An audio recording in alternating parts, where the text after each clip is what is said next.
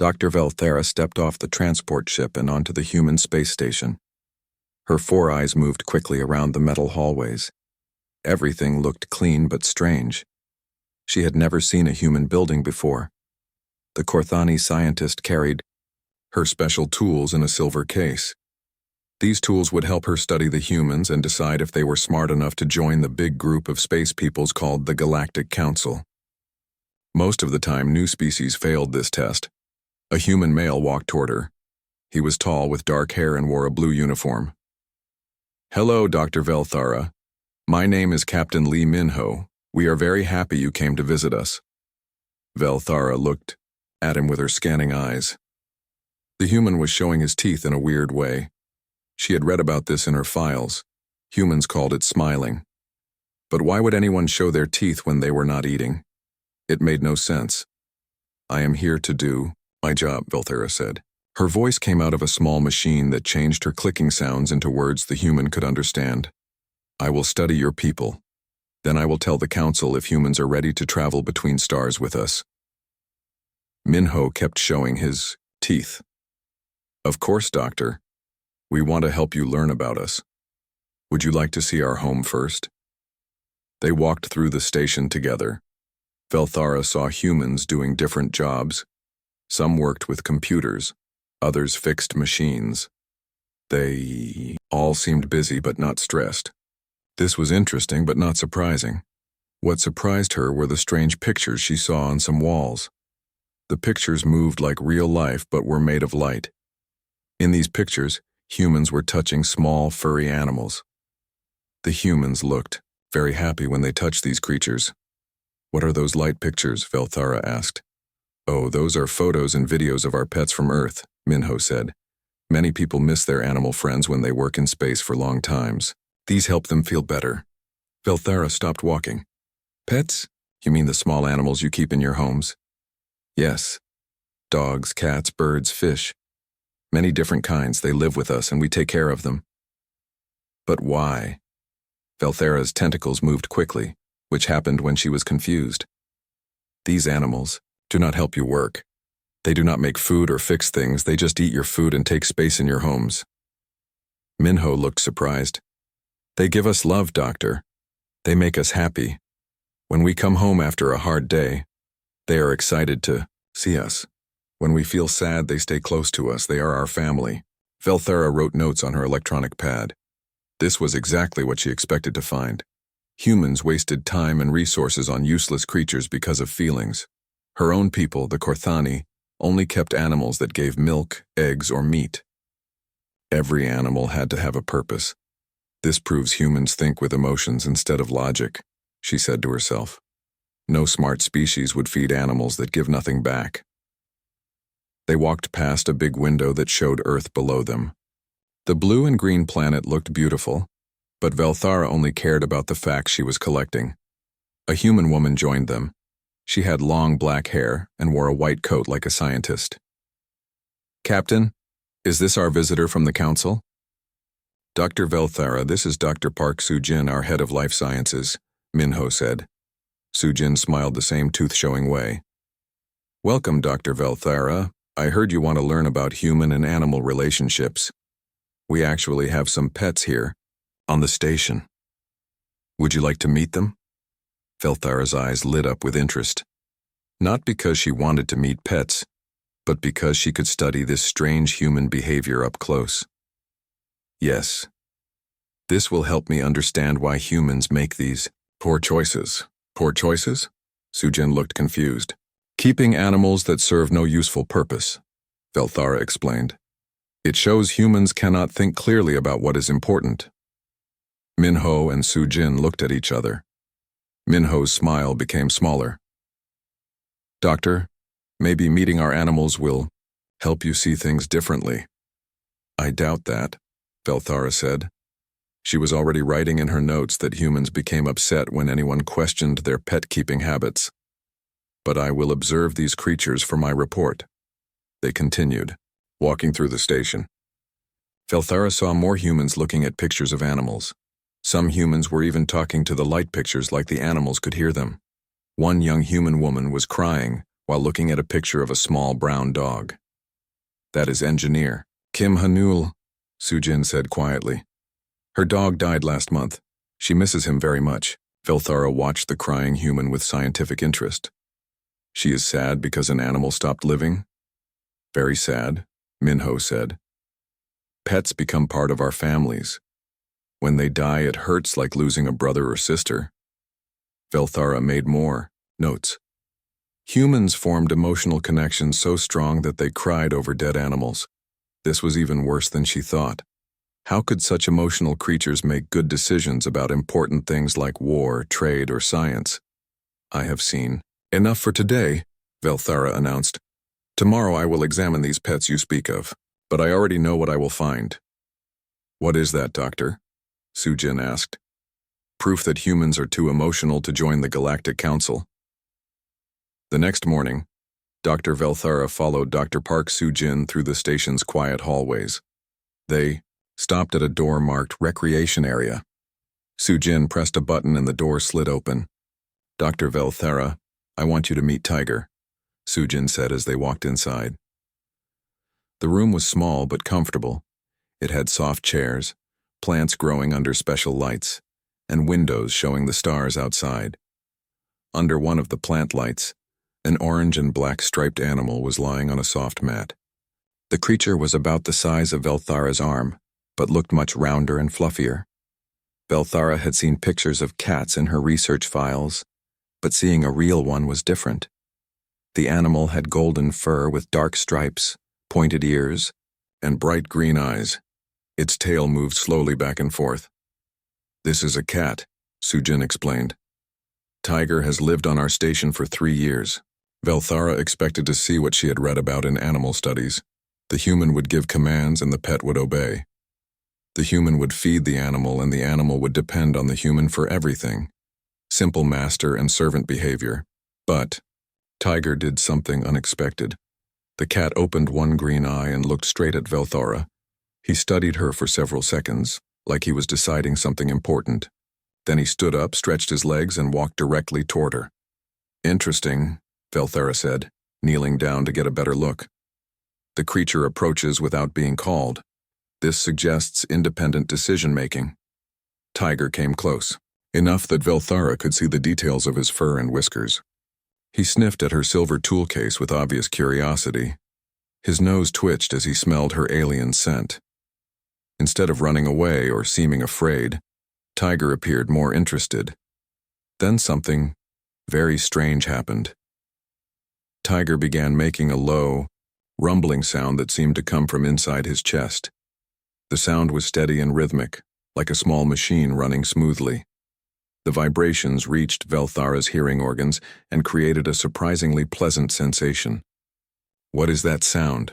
Velthara asked. Is the creature malfunctioning? Sujin laughed. No, he's purring. Cats make that sound when they're happy or content. It means he likes you. He likes me? Velthara's translator struggled with the concept. Based on what criteria? We have no shared history. We are completely different species. How can this creature form a preference so quickly? Tiger stepped closer and did something that shocked the alien scientist. He rubbed his head and body against her lower legs, marking her with his scent while continuing to purr. The warm, soft contact was unlike anything Velthara had experienced. This is scent marking, Sujin explained. He's claiming you as part of his territory. It's actually a big compliment. Tiger doesn't warm up to everyone so fast. Velthara watched Tiger with all 4 of her eyes. The cat continued rubbing against her legs, looking up at her with half-closed eyes that seemed almost sleepy with contentment. The purring sound grew louder. The acoustic vibrations, Velthara said slowly. They seem to have a calming effect on my nervous system. Is this intentional? Scientists think cat purring might have healing properties, Sujin said. The frequency can reduce stress and even help bones heal faster. But Tiger doesn't know that, he just purrs because he's happy. Velthara knelt down and carefully extended one tentacle toward Tiger. The cat sniffed it with interest, then rubbed his cheek against it while purring even louder. The physical contact sent unexpected signals through Velthara's nervous system. Instead of the irritation she expected from touching an unknown creature, she felt something she could only describe as pleasant warmth. "This is highly unusual," she muttered, taking notes on her electronic pad with her free tentacles. "The creature seeks physical contact with no apparent benefit to itself." Tiger seemed to disagree with her analysis. While she was writing, he jumped up onto the table where she had placed her research equipment. With careful precision, he sat down exactly in the center of her electronic pad, completely covering it with his furry body. "Tiger, no," Sujin said, reaching to move him. "Let the doctor work." But Velthera held up a tentacle to stop her. She stared at Tiger, who was now looking directly into her eyes with an expression that seemed almost challenging. The message was clear without any words. "This space belongs to me now." "He is claiming ownership of my research materials," Velthara observed with something she had never felt before in her scientific career. The emotion was light and warm, and she realized with surprise that she was experiencing amusement. "Cats are very good at claiming things," Sujin said with a smile. "Tables, chairs, keyboards, warm laundry. If Tiger sits on it, it becomes his." Tiger settled more comfortably on the electronic pad, tucking his paws under his body and closing his eyes halfway. His purring continued, creating a peaceful atmosphere in the small room. Velthara found herself staring at the creature with growing fascination. "This animal answers to no one," she said quietly. "It makes independent choices about where to go, what to claim, and whom to interact with. This is not the submissive pet behavior I expected to observe."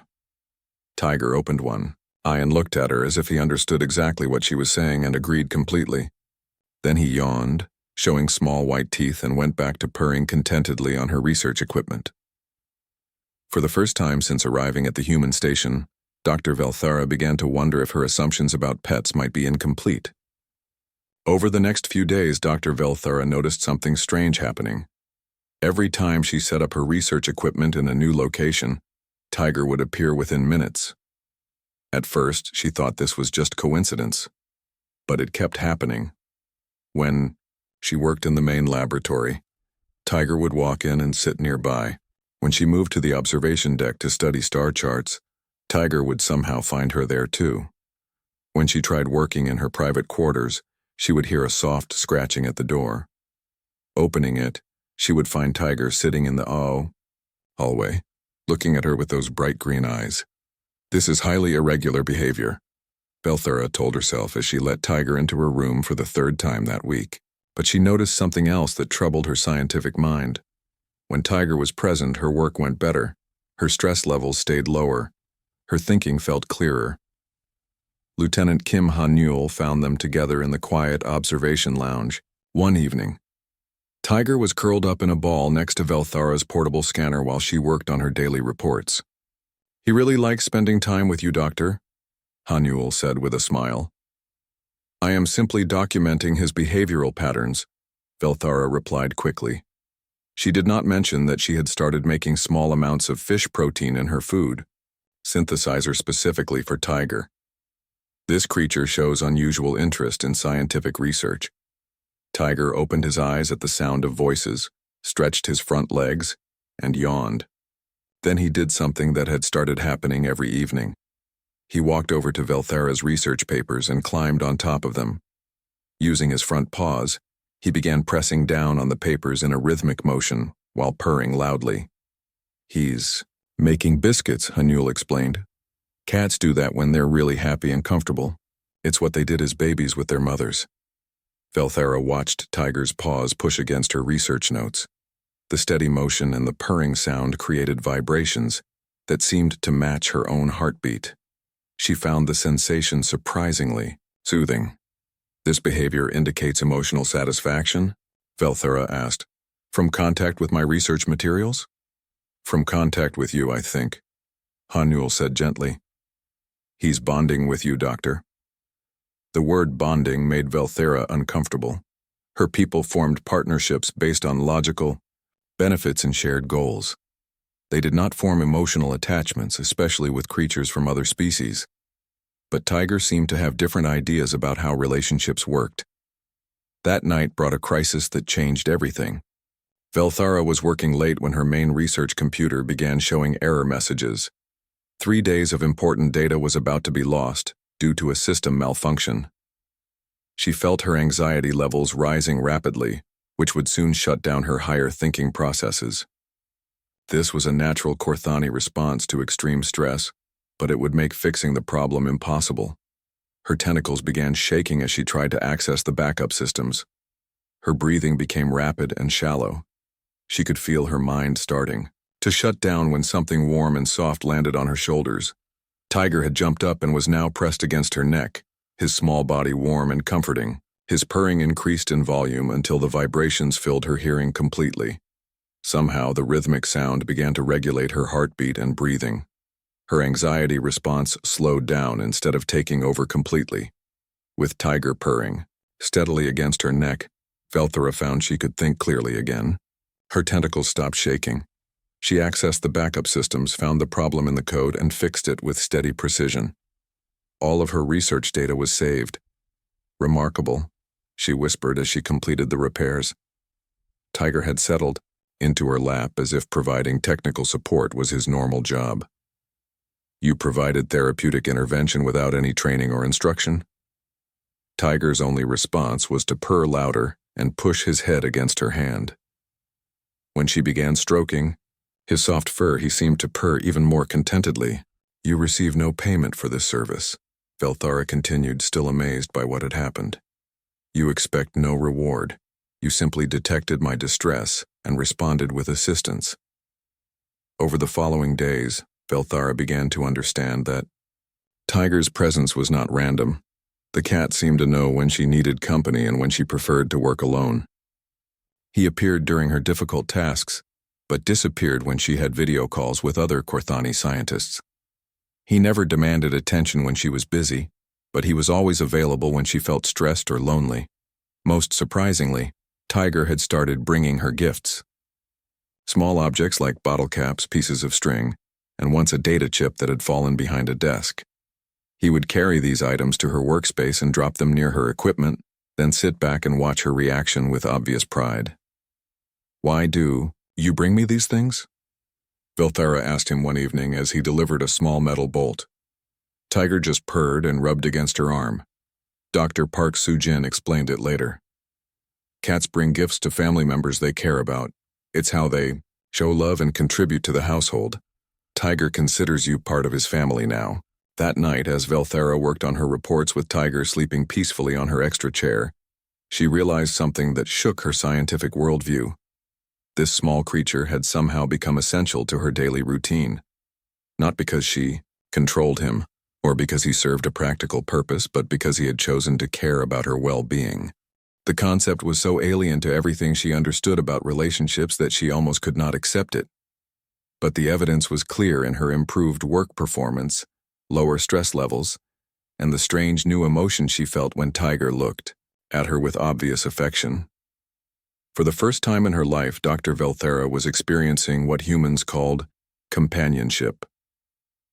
Dr. Velthara stared at her computer screen, trying to write her report for the Galactic Council. She had been working on it for hours, but the words would not come. How could she explain what she had learned about humans and their pets? How could she make the council understand something she barely understood herself? Tiger was sleeping on her desk, his orange fur warm under the light from her computer. His quiet purring made a soft background sound as she worked. Without thinking, Velthara reached out and gently touched his fur. The simple contact helped her feel calmer. Her communication device suddenly made a loud beeping sound. Tiger opened one eye but did not move. The screen showed an incoming call from the council headquarters.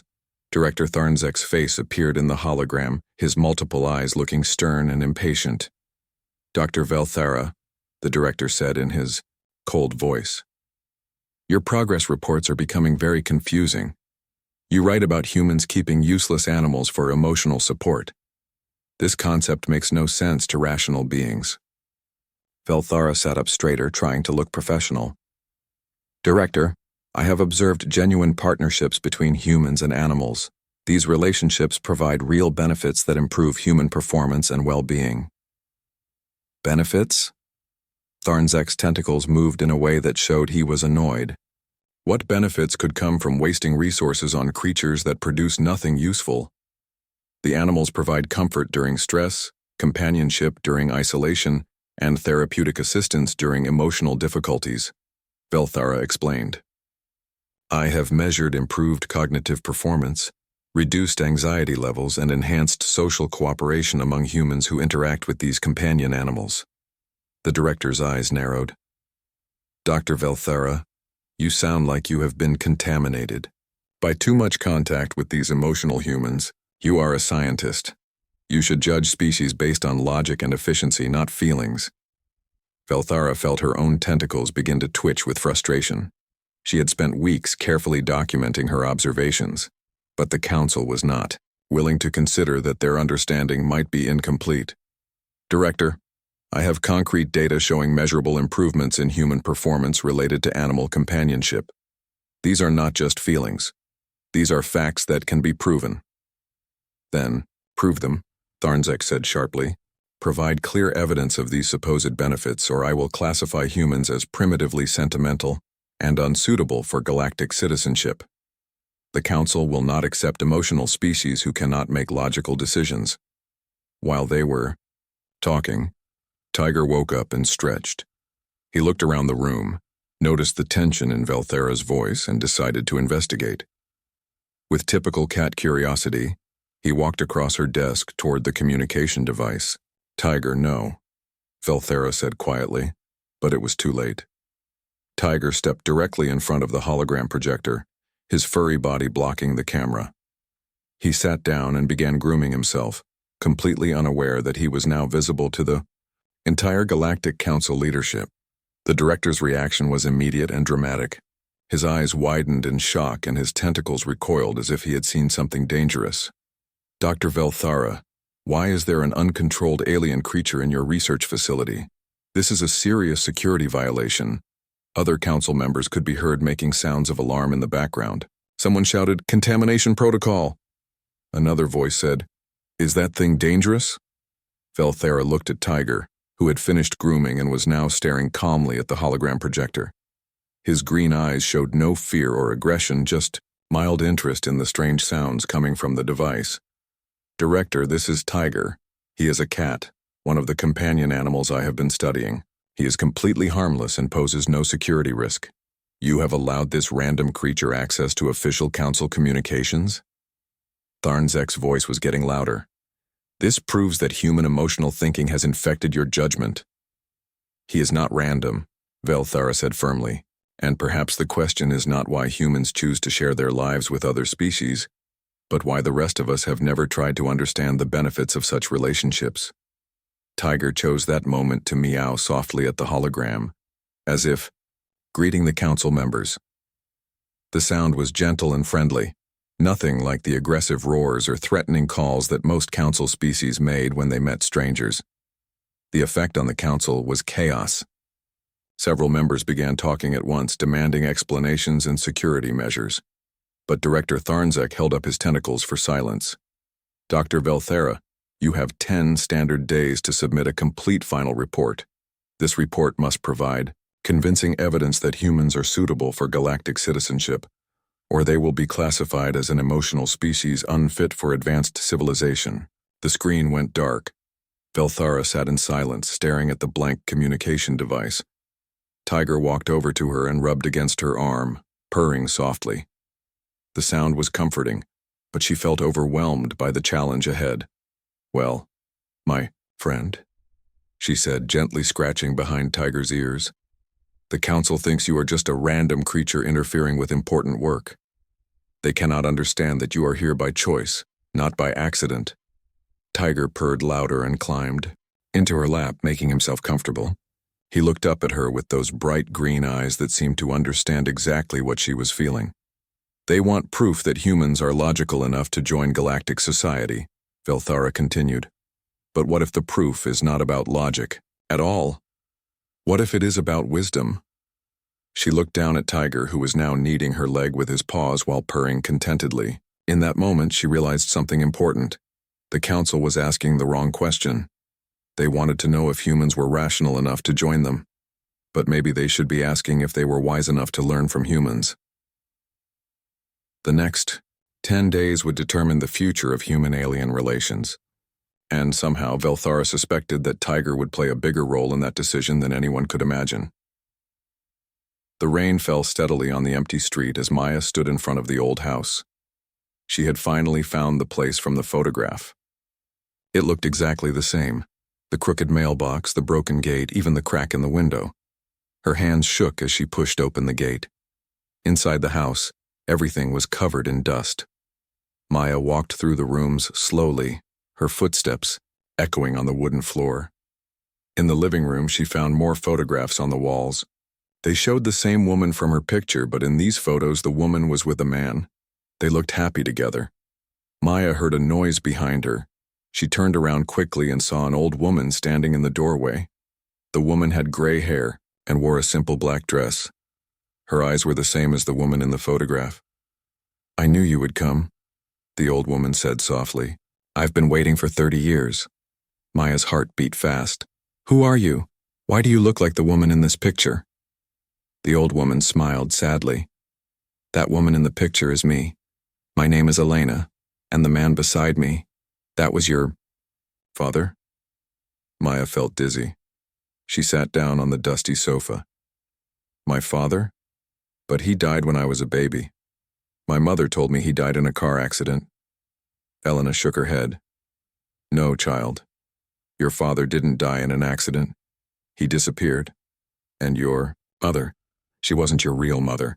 The room seemed to spin around Maya. She grabbed the arm of the sofa to steady herself. "What are you saying? This doesn't make sense." Elena sat down beside her. She took Maya's hand gently. "Your father and I were in love. We wanted to get married, but my family didn't approve. They were powerful people and they made threats. Your father was brave, but he was also afraid for our safety." "So what happened?"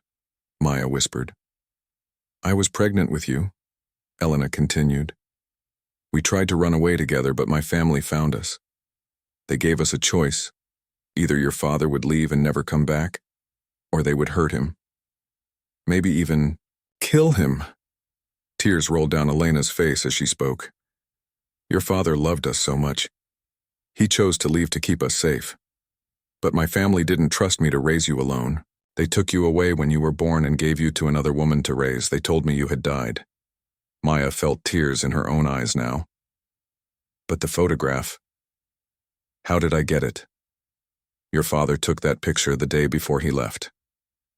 He must have found a way to make sure you would get it someday. He always said he would find a way back to us." Elena stood up and walked to an old desk in the corner. She opened a drawer and pulled out a bundle of letters tied with a ribbon. "These are from him. He wrote to me for years, but my family intercepted them. I only found them after they died." Maya took the letters with trembling hands. The handwriting was neat and careful. She read the first line of one letter. "My dearest Elena, not a day passes when I don't think of you and our daughter." "He never stopped loving us," Elena said. "And he never stopped trying to find you. The last letter came 10 years ago. After that, nothing." Maya looked up at Elena, at her real mother. She could see it now. The resemblance in their eyes and the shape of their faces. "Do you think he's still alive?" Elena touched Maya's cheek gently. "I don't know. But you found me, didn't you? Maybe there's still hope." They sat together in silence for a moment. Outside, the rain had stopped and sunlight broke through the clouds. It streamed through the window, lighting up the dust particles in the air like tiny stars. "What was his name?" Maya asked finally. "David," Elena said. "David Walker. He was an artist. You have his hands, long fingers, perfect for painting." Maya looked at her hands. She had always wondered why she loved to draw, why colors and shapes came so naturally to her. Now she knew. "Will you stay?" Elena asked. "We have so much time to make up for. I want to know everything about you. Your life, your dreams. Everything I missed." Maya nodded. She had spent her whole life feeling like something was missing, like she didn't quite belong. Now, sitting in this dusty old house with the mother she never knew she had, she finally felt complete. As the sun set, they were still talking, sharing stories and memories. The photograph that had started it all lay on the table between them, no longer a mystery but a bridge that had brought them back together. And somewhere out there, Maya thought, her father might still be searching for them too. The story wasn't over yet.